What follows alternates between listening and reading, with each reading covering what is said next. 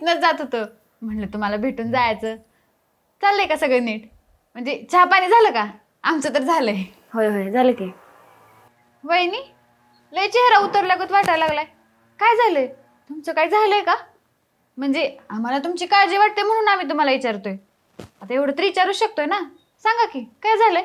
अगं नाही, काल तर दवाखान्यात जायचं होतं ना, पण ह्या समजा कुठाने पाय नाही का, मी त्यांचं काही बोललेच नाही.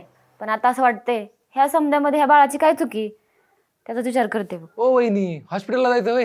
चला की मी घेऊन जातो की तुम्हाला. हा म्हणजे तू नेशील वहिनीला दवाखान्यात आणि कुठं खड्या तर पाडशील हा? अरे राम्या, तुला माहित नाही का, गावातल्या कित्येक म्हाताऱ्या बायांना मी माझ्या गाडीवर दवाखान्यात घेऊन जातो आणि सुखरूप घरी घेऊन येतो. तर मग वहिनीला बी घेऊन जाईल की. खरं नेशील ना? हो अंकी, अगं तुझी शपथ. अरे अंकिता शपथ कशाला घेतो, तुझ्या त्या परी शपथ घे की, मग आम्हाला खरं वाटन.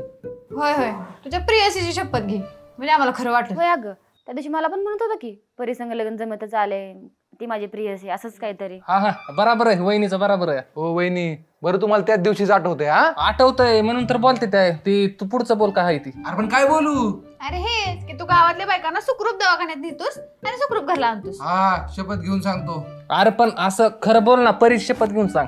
अरे बाबा हो, परीची शपथ घेऊन सांगतो, गावातल्या म्हाताऱ्या बायांना मी सुखरूप दवाखान्यात नेतो आणि सुखरूप घरी आणतो. वहिनीला बी सुखरूप नेतो आणि सुखरूप आणतो. पटलं का आता? हा पटलं पटलं. होय होय, पटलं पटलं.